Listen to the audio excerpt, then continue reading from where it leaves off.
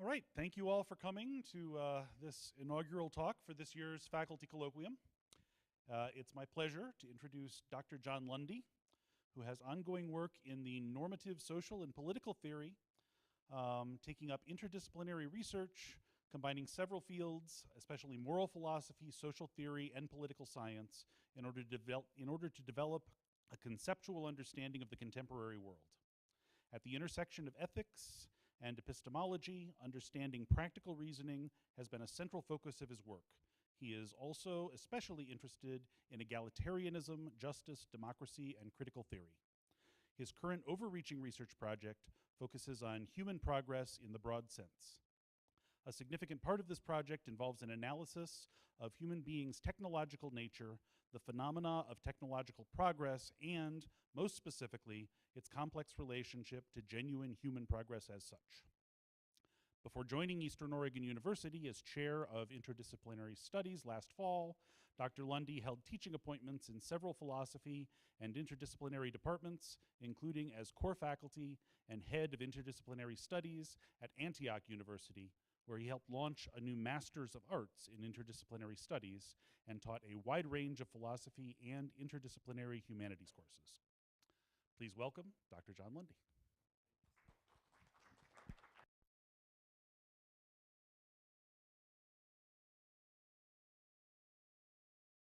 Okay.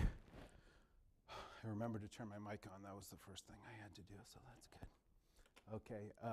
Good morning, everyone, or good afternoon. Thank you for joining me today. Is this going to work? Maybe I have to use this one. Okay. So,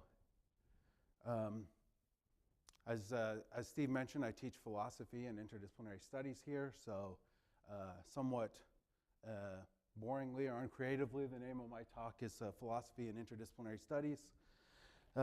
Next year, maybe I'll try for something a little more creative, but I went with the most straightforward this year. So, that's me, by the way, who I enjoy film, even if I'm the only person in the theater, which sometimes happens. But before discussing the role of philosophy in interdisciplinary studies directly, I need to start by considering another question. In collaborative interdisciplinary research, there are often participants with expertise in a particular discipline, or perhaps even more than one discipline. What these collaborators are often thought to bring to the table is relatively straightforward: the tools, perspectives, insights of their particular discipline or disciplines. Often, however, there are those who, instead or in addition, have or claim to have expertise in interdisciplinarity itself. Not surprisingly, I'd include myself in this category. So I begin by asking, beyond some disciplinary expertise, what is it that an individual researcher or a participant in collaboration brings to the table vis-a-vis their interdisciplinary expertise? I'll begin by considering two perspectives on film as a sort of analogy or case study for thinking about ways of conceptualizing interdisciplinary studies more generally. So, when we find ourselves with two separate arguments for opposing incompatible conclusions and both arguments seem compelling, this is when we find ourselves in a most difficult position. We are confronted with an antinomy. Faced with such seemingly impossible binds, something somewhere has gone seriously wrong, and we are forced to do some rethinking in order to explain our way out of this situation. Working through such seeming contradictions, however, can be particularly illuminating. Kant famously thought his antinomies revealed fundamental limitations to the very application of reason and empirical thought. Although less cataclysmic, it's my hope that the present examination of two seemingly opposed perspectives will lead to some insight into the nature of interdisciplinary work. So the moment I heard of each of these perspectives, I was equally struck by their seemingly opposite perspectives on film, specifically the role of the film director. Not only are both perspectives persuasive, but each struck me as offering genuine insight into the nature of cinema as a collaborative and interdisciplinary art form. These perspectives are also striking to me because I recognize them to have resonance more broadly for any interdisciplinary project or investigation. While these perspectives are not part of any academic debate or even a worked out theory, each is part of an interdisciplinary practitioner's work, each one of cinema's most celebrated directors. So the first perspective was offered by Orson Welles in an interview for Alan King's 1960 documentary, Orson Welles' The Paris Interviews. So provocatively, Welles claims that directing is the only profession in the world where you can be incompetent and go on being successful for 30 years without anyone ever discovering it. I mean utterly and truly incompetent. Because the only job a director can do of real value is to do something more than what will happen automatically, by which he means just if everyone does their job well. If a director is something of a cameraman, something of a cutter, which means editor, something of an actor, something of a writer, and preferably completely a cameraman, completely a writer, completely an actor, then his contribution is a real one. Otherwise, he's simply the man that says action, cut, take it a little slower, take it a little faster, and no one will ever discover that he doesn't know anything. So I know that ideas in talks like this can come a little fast and furious, so I'm just going to pause for 1 second there in case you want to reread that or just think about that for a second, see what you think of his perspective, if it makes sense to you, what he's getting at.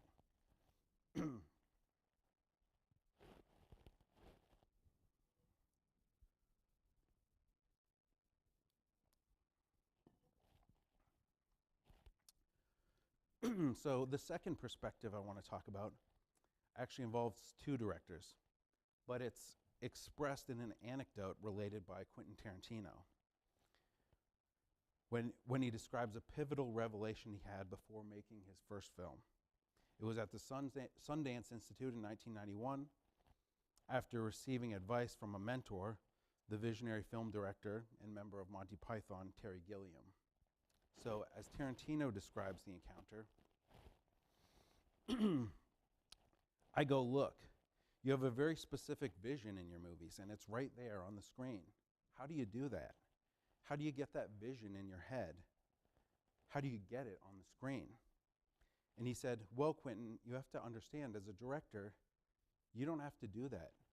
Your job is to hire talented people who do that. You hire a cinematographer who can get the quality you want. You hire a talented costume designer who can give the colors that you need and the flamboyance or not that you want. You hire a production designer that can do that. Your job is explaining your vision. Your job is articulating to them what you want on the screen. And then all of a sudden, that whole mystical, shamanistic thing that I thought directing was just went poof, and I realized I could do that. So again, I'll pause just briefly for you to think about that, and I'll also open it up if anyone wants to share any initial reaction they have to these perspectives on film.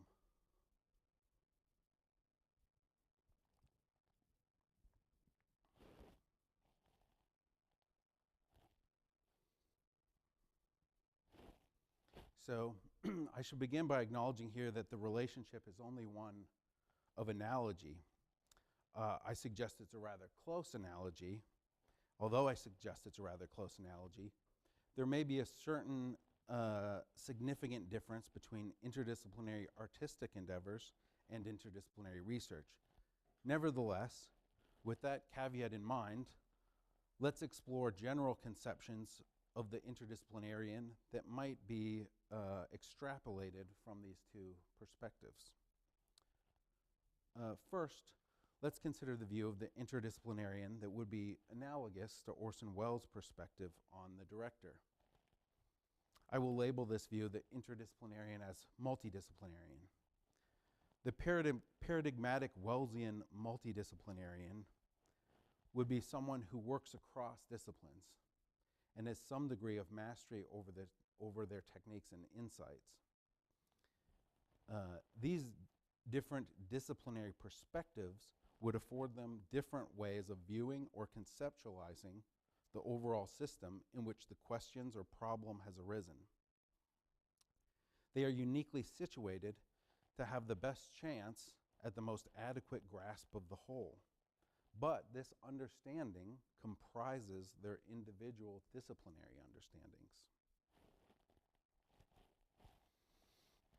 Next, consider the view we might derive from the Tarantino perspective. I'm labeling this, the interdisciplinarian, as meta-disciplinarian. Here, there's a more clear-cut division of labor. What disciplinarians contribute is essential, and interdisciplinaries depend on reliable access to their results. But the interdisciplinarian's own contribution is on a different level. The interdisciplinarian's contribution involves the ability to step back and see the big picture. And seeing the big picture is not simply a function of adding up little disciplinary pictures.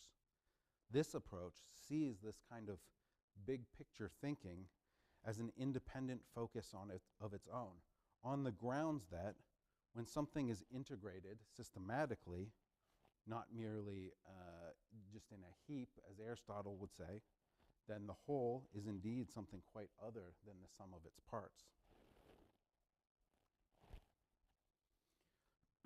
So an overview then, we have the Tarantino-derived strategy, according to which the interdisciplinarian functions primarily as a big picture, systematic thinker who provides a meta-disciplinary framework to scaffold and direct inquiry.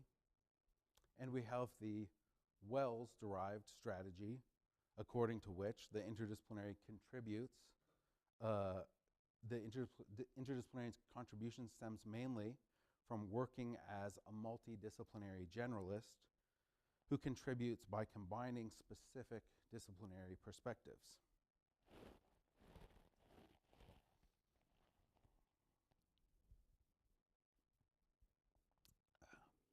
Now, in order to start considering how these views might fit together, we can think of the two perspectives as highlighting two different but not incompatible ways in which an interdisciplinarian might fail to recognize their full potential.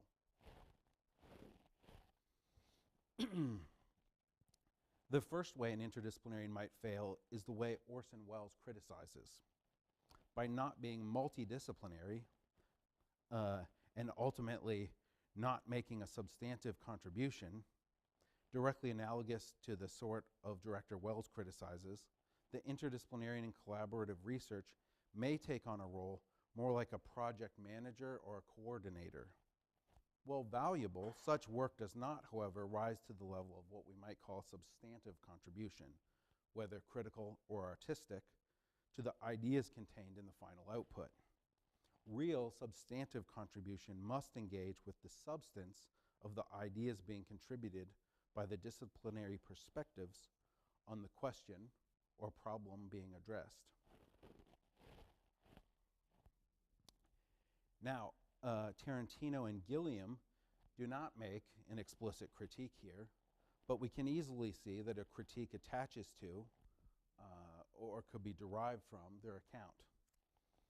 So just imagine someone, Shane, has spent time working successfully in multiple roles within the film industry.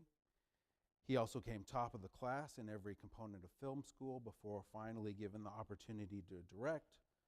Shane understood the constituent crafts that go into filmmaking better than most. But while a technically gifted polymath, Shane lacks one thing a truly gifted director needs: a real artistic contribution in the form of a unique, overarching vision for the film he wants to make. Likewise, if an interdisciplinary research is merely a multi-disciplinarian gifted in, say, 5 different complementary disciplines, they might bring nothing qualitatively different to the table than 5 single discipline experts. If the interdisciplinarian has something to contribute qua interdisciplinarian, that is, as an interdisciplinarian, it must be something that goes beyond this. To put a point on it, there may indeed be a bigger picture that they have simply failed to see.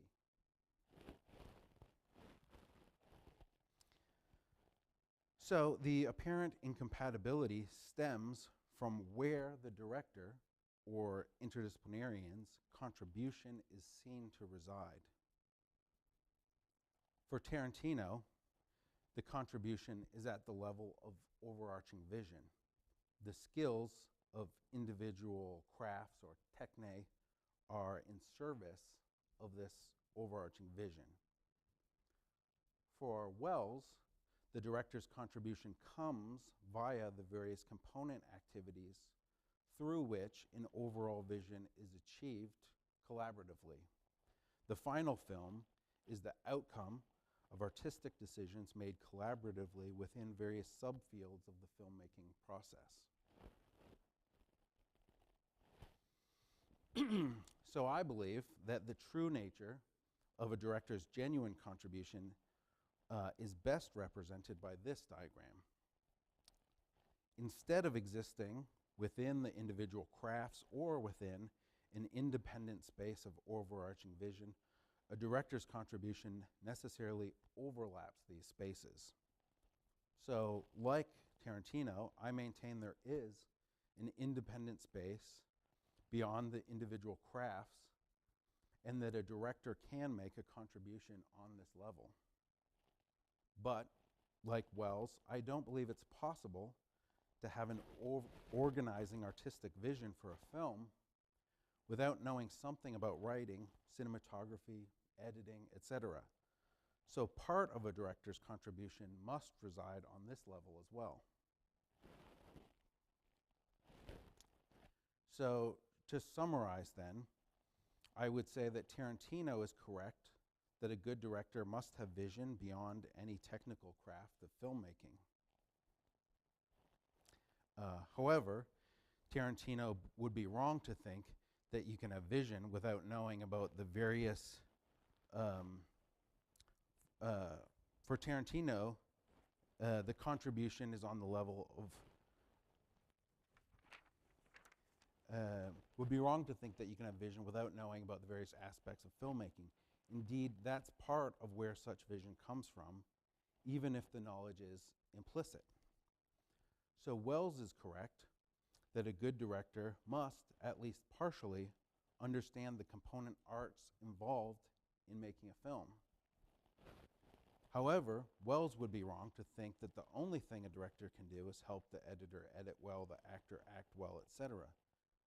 The director should have an overarching vision for the film that goes beyond the particular crafts that go into realizing this vision. Okay. So looking once more at our representation of the director's contribution, and then generalizing the schematization to the role of the interdisciplinarian, analogous to the director's overarching vision, we have the interdisciplinarian's integrative and big picture thinking, the site of their substantive contribution, which partially overlaps with the disciplines, but also extends beyond it. So, on my view, Wells and Tarantino are both right, and their insights can be made compatible. Each has put their finger on a distinct way that the contributions of interdisciplinarians can fail to realize their full potential. To realize this potential, interdisciplinarians need to be multi- and meta-disciplinary.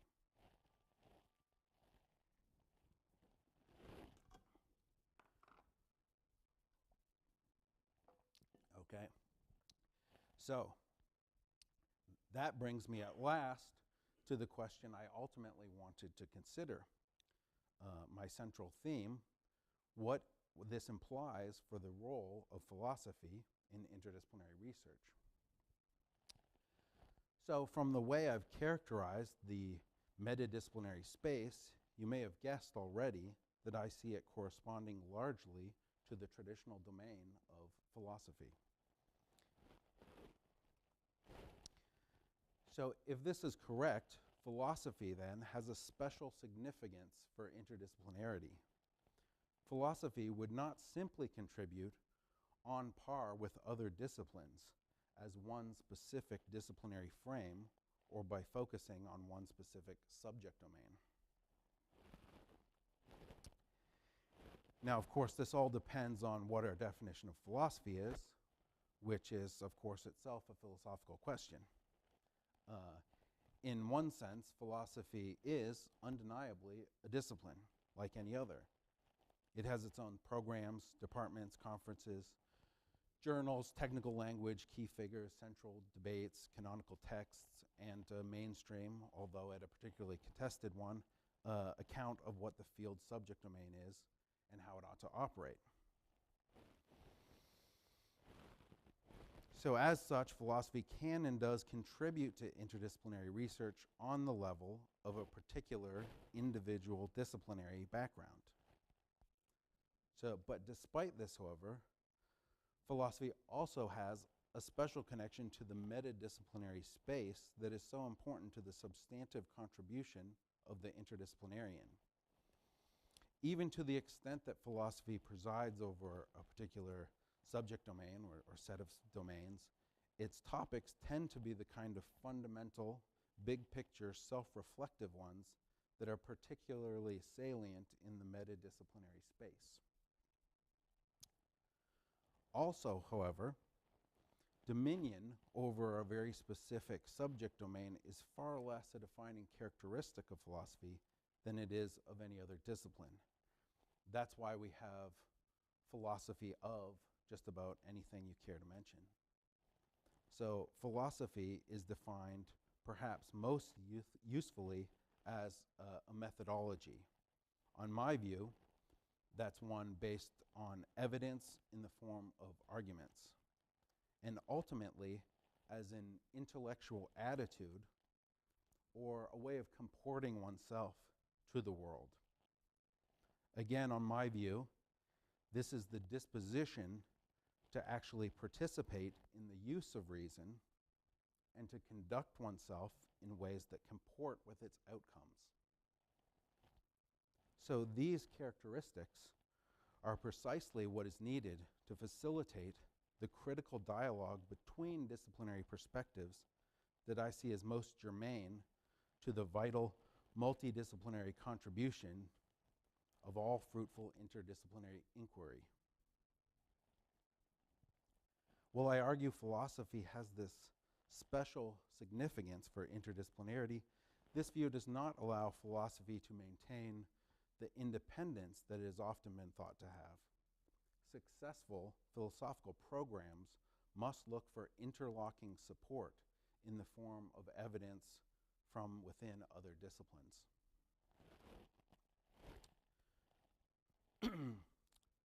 So finally then, on my view, a great deal of traditional interdisciplinarity tends to approach the existing disciplinary structure like a ready-made toolbox. Research begins with questions or problems that span across the traditional subject domains of several disciplines. To the extent that some dimension of a problem or question extends the subject domain, it enters the subject domain staked out by an existing discipline, this kind of traditional interdisciplinarity simply reaches into the disciplinary toolbox and borrows the established methods or the supposed insights of that field and adds them to the mixed interdisciplinary understanding of the topic. From my perspective, and this is one that sees philosophy playing the special role I've just outlined, and incidentally it's one informed by the critical theory tradition as a model for interdisciplinary studies, this conservative approach to interdisciplinary inquiry is insufficiently critical.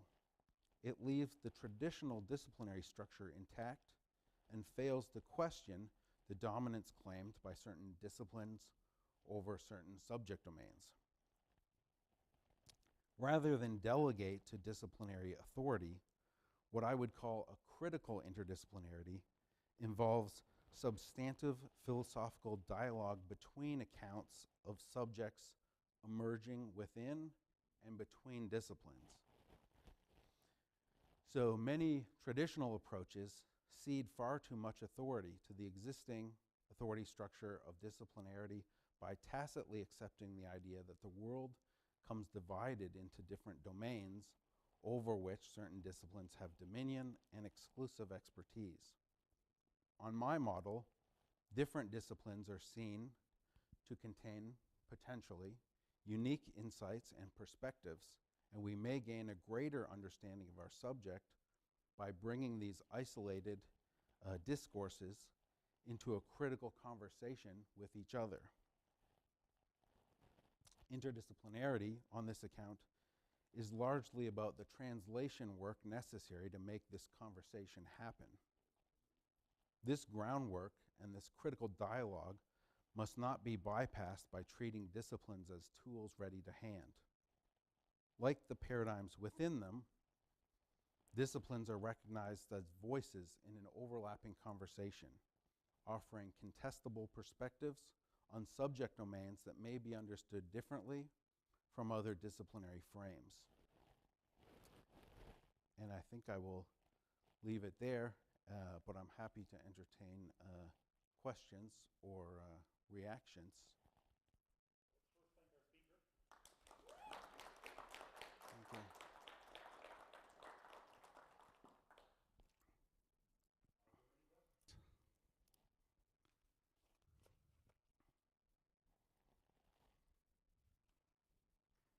Jim?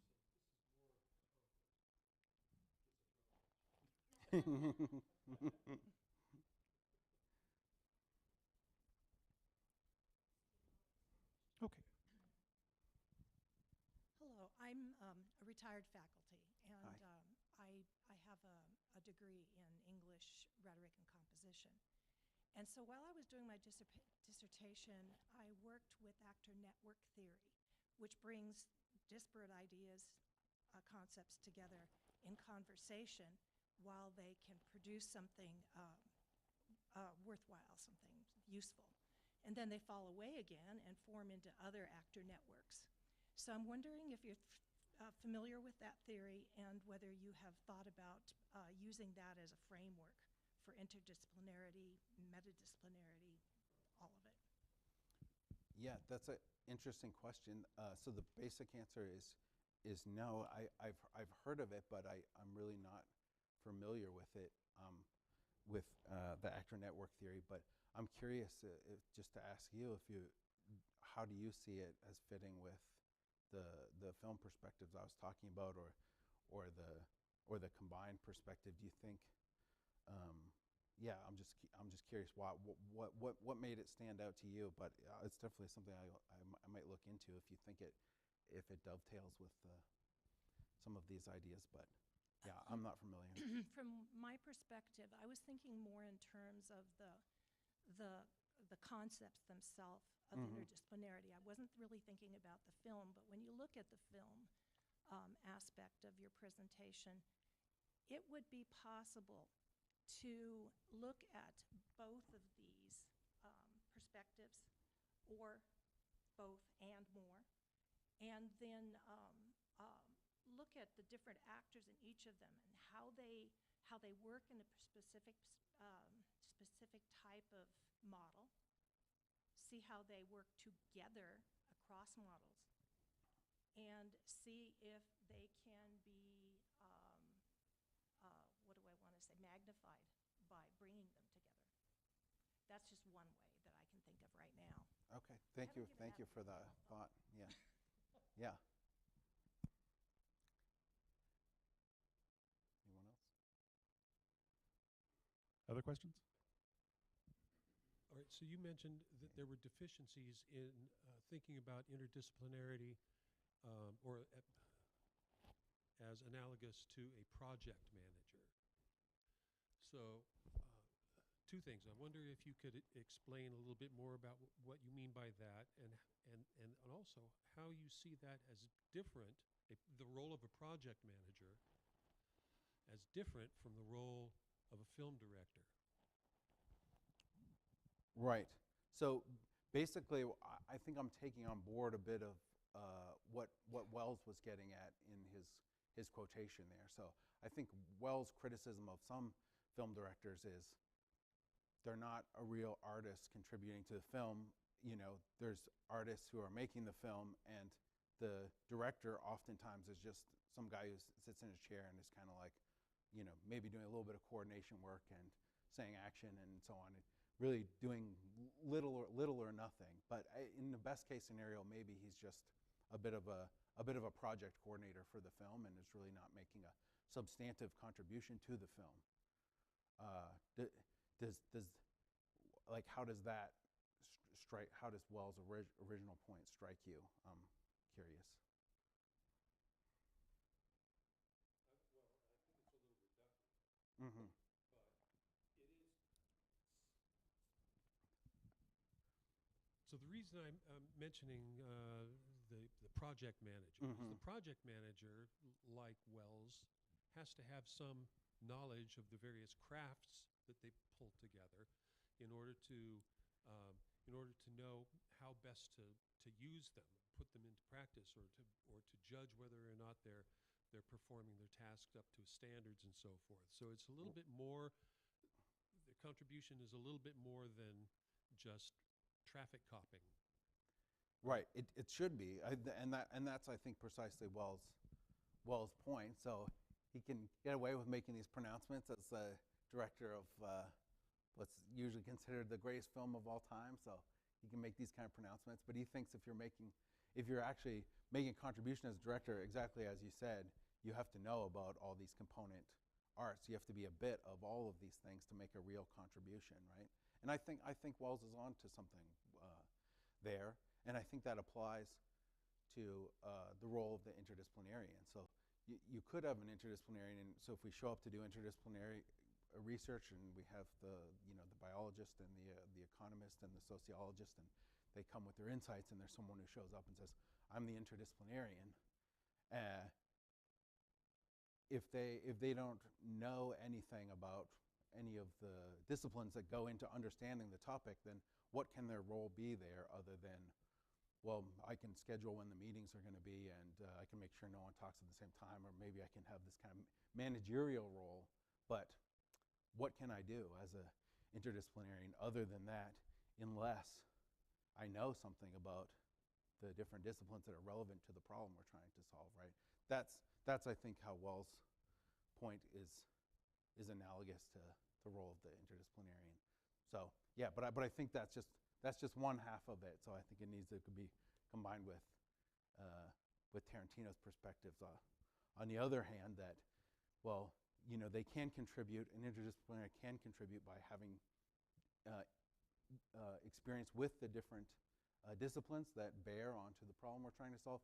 But I think there is genuinely this space of stepping back and having an overarching vision and being able to facilitate the philosophical conversation that needs to take place between the different disciplines, that is a genuine space for contribution of an interdisciplinarian.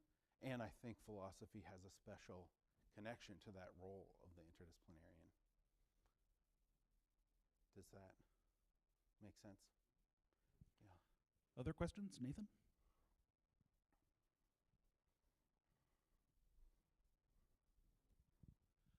I kind of wonder if you could speak to like some of the philosophical techniques of, I presume you took these statements and you probably stripped them down to components to compare. Is there a particular, maybe some thought a little bit about the technique you're using to kind of get to the essence of something to reconcile things that are seem different on the surface? Maybe that's not sharp enough to. Yeah, I'm not sure. I'm not sure I have a handle on exactly what you're asking yet. But yeah, you're right. I mean, I did kind of, there was a kernel that was going on when I heard those perspectives. They were really striking to me. When I heard the second one, it's particularly striking to me because I was struck by the fact that it was striking, but I was also struck by the fact of how opposite it was to. Well, at first I heard the Wells quotation, right, and I was like, well, that's very interesting take, on the role of the director. Then when I heard the Tarantino talking in that snippet, I was like, wow, that seems really kind of insightful about the role of the director as well, but it also seems almost exactly opposite to what Wells was saying. So that's what set me off thinking about those perspectives on film. And then after a while, I got thinking about how, well, I think those might be kind of analogous to, what's going on in interdisciplinary studies. So I did boil them down to those kernels, and then they did strike me as maybe not formal antinomies, but kind of antinomies in that they seem like quite opposite perspectives. So whether or not they can be made compatible in the way that I tried I leave it for you to judge. But after thinking about it for a while, I thought, I think maybe these ideas aren't ultimately incompatible. They're just two different insights that can be made compatible.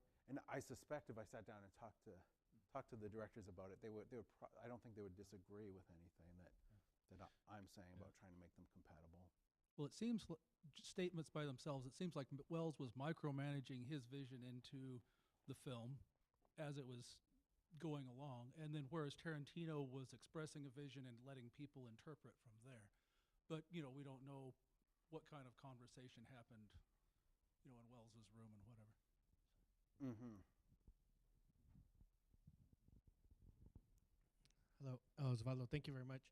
Something that kind of strikes me is there a philosophy of filmmaking that these directors are trying to strive to achieve or be guided by, or is it more driven by the creative art of filmmaking?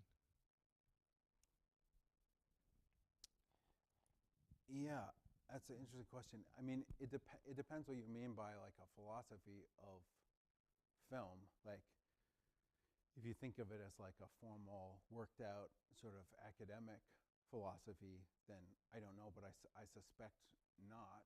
But I think, and again, I'm not a director, or I'm not an expert on these directors. These perspectives are just kind of a jumping off point for me to think about interdisciplinarity. Although I do love cinema a lot. But if you understand philosophy like more broadly, then I think I suspect these directors are pretty self-reflective about what it is that they do. So a lot of that's come out in some of their interviews. So I suspect they've spent some time thinking about if it's not formally expressed, they have an underlying idea of what it is that they think filmmaking is and what they're trying to do. So I mean, I would tend to have a more informal definition of philosophy, like that. So in that sense, I think they are guided about having done some deep thinking about their own activity. Does that get at what we're wondering about?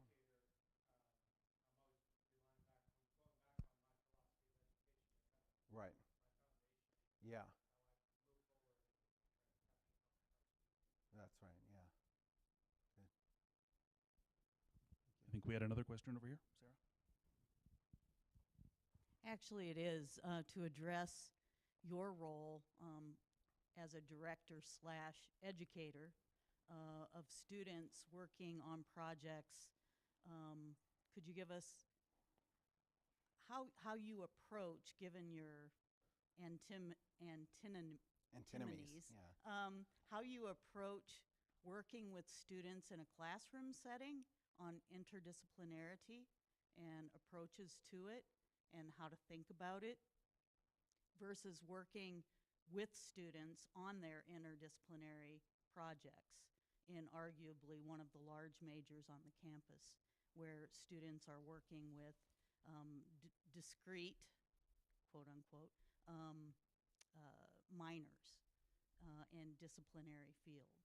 So like a director, you are directing them, but is your approach slightly different in a classroom setting versus one-on-one working with a student? Yeah, so I mean, there's a lot packed into your question there. So let me see. To start with, I'm not sure I'm comfortable with thinking myself as a director of the students, or maybe there's some way that's analogous, but I'd have to think about that one for a while. But I think you're exactly right about there being the two main ways that you're working with students when you're doing interdisciplinary studies is you're trying to introduce them to a lot of the theory and practice behind interdisciplinarity, so sort of like some of the topics that I'm discussing today, but then also, helping them develop their own practice. So, ideally when you get to higher levels, so, when students are doing their final projects, or when students get to do, master's work in interdisciplinary studies, by that point, hopefully they have already a research question that they're interested in, or some kind of practical real-world problem that they're interested in solving that doesn't fit into analysis by just one discipline. So, starting with that problem, then you're kind of working with them to help learn how to approach that problem in a way that is appropriate. So, of course, it's going to be combining different disciplines, but I think part of it, and perhaps the hardest part, is teaching them how to work in that meta-disciplinary space I was talking about, where they're looking at that whole that's not just made up of the parts. So, developing those habits of stepping back and looking at the whole project, and also being able to throw ideas from different disciplines into conversation with each other, and recognize that it's not just all happy, fitting everything together. Sometimes there's real conflicts and disagreements, between ideas within disciplines and between disciplines, where you have to make some decisions there, and that's where that philosophical conversation comes in, where those critical thinking skills are just key and fundamental. Yeah. We probably have time for a couple more questions. Are there any questions online? Are you monitoring that, by the way? No? Okay. Yeah, Jared. Thank you, Hey, John. Jared. Yeah, so I come from the field of education, where research, ideally has practical implications. And I'm just wondering, what you've talked about with us here today, what would you consider some of the practical implications of this thinking? Like, if you were going to be hired as a consultant, for example, to work with a group Good idea. of if anybody, interdisciplinarians. wants to hire me. Yeah. We can I'll talk about give you that a later. card, yeah.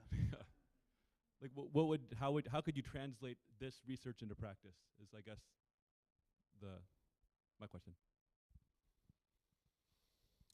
Right. So yeah, I'm not sure exactly how to answer that, but overall, I consider this as especially about practice, right? Because what I think, I think interdisciplinarity, or this type of approach that I'm arguing for, this particular approach to interdisciplinarity, is kind of the most practical way to address questions and problems, right? So anytime we have problems in the real world, so the real world is not a disciplinary world. So there's not a biology world and an economics world and epidemiology world. There's just the world. And that's where we encounter problems in that world, right? So when we encounter real problems, like anything you care to think about, like big problems like, climate change, or how we're going to respond to a pandemic, it requires thinking through that problem from the perspective of many different disciplines that are all going to be relevant. So if we want to solve actual problems in the real world, I think we have to start with real problems and real questions. And that's always, or almost always, going to require us to combine different disciplines. And knowing how to do that, I think, is key to solving any real practical problems we encounter. So I consider this of the utmost practical importance. Quick follow-up question. Yeah. Follow-up question. If you had to locate Stanley Kubrick in one of these camps, which one would he be in? Oh, that's an interesting question. I don't know. Do you have any thoughts on that? Well, I've just heard he was difficult to work with, micromanager. I'm thinking more of a Wellesian. Yeah, I mean, I don't know if either of these thinkers is more of a micromanager than the other. When it comes down to like the practicality of it, I doubt these quotations map on to. I mean, Wells absolutely had an overarching vision for his project, and he absolutely knew that he had to hire talented people who were going to bring his vision to life as well. And the same thing for Tarantino, who's famously a big cinephile. I mean, he knows a lot about the component arts of filmmaking, and I think he can micromanage, or he can get involved because he does know about the component arts of filmmaking. So I think despite what they say in those quotations, each one I doubt their practical approaches are necessarily that different from each other. But yeah, I do love Stanley Kubrick. I'd be curious to ask him what he would think of these perspectives on filmmaking. Wish we could ask him. Thank you.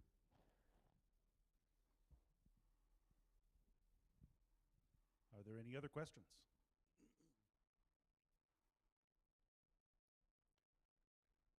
Jim said he was going to get violent against anybody that said I have a comment instead of a question, but I would just, to finish things off, say it's an interesting Quentin Tarantino quote that you just need to hire the most qualified people and do the big picture for somebody who has cast himself in every show he ever directed. Mm-hmm. That's true. But he didn't do a particularly good acting job, I think. Yeah, arguably. Yes. Yeah. All right. But yes, thank you everyone for your thoughtful questions. Let's thank our speaker again.